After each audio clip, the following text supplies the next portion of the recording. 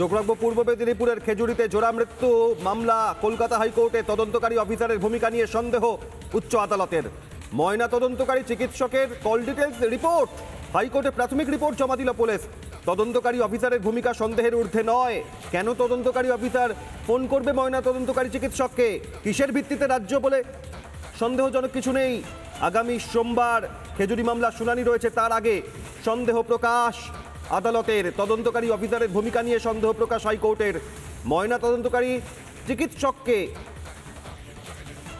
তার call detail দেখে police জানতে চেয়েছে, কি ফোন করে জানতে চায় আদালত। হাইকোর্টে প্রাথমিক রিপোর্ট জমা দিয়েছে পুলিশ। তদন্তকারী অফিসারের ভূমিকা সন্দেহের ঊর্ধ্বে নয়। কেন তদন্তকারী অফিসার ফোন করবেন ময়না তদন্তকারী চিকিৎসককে? প্রশ্ন আদালতের।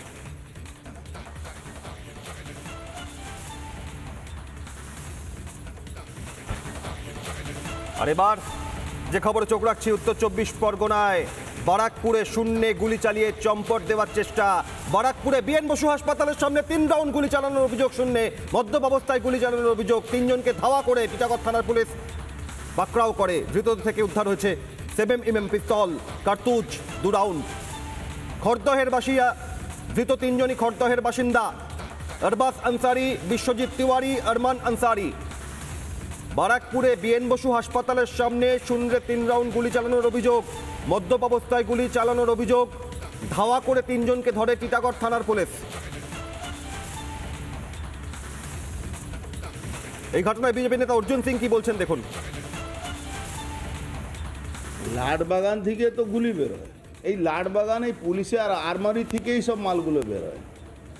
পশ্চিম বাংলার অবস্থা খুবই খারাপ। ব্যারাকপুরে তো আপনার রোডের উপরে ওই আরমান মণ্ডল, ওই মণ্ডলবা বাড়িতে বোম বিস্ফোট হলো। কি হলো? 15 দিনের মধ্যে বেল হয়ে বাড়িতে বাহাল তবিয়তে এখন তৃণমূল জিন্দাবাদ করছে।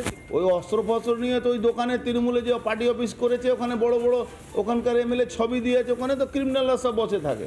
এই গুন্ডাদেরকে দিয়ে বুথ দখল করাবে।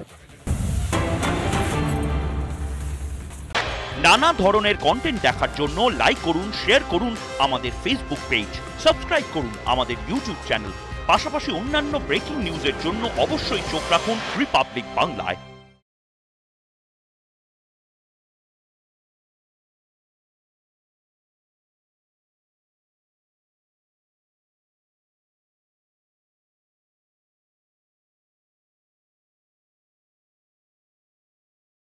নানা ধরনের কন্টেন্ট দেখার জন্য লাইক করুন, শেয়ার করুন আমাদের ফেসবুক পেজ, সাবস্ক্রাইব করুন আমাদের ইউটিউব চ্যানেল। পাশাপাশি অন্যান্য ব্রেকিং নিউজের জন্য অবশ্যই চোখ রাখুন রিপাবলিক বাংলায়।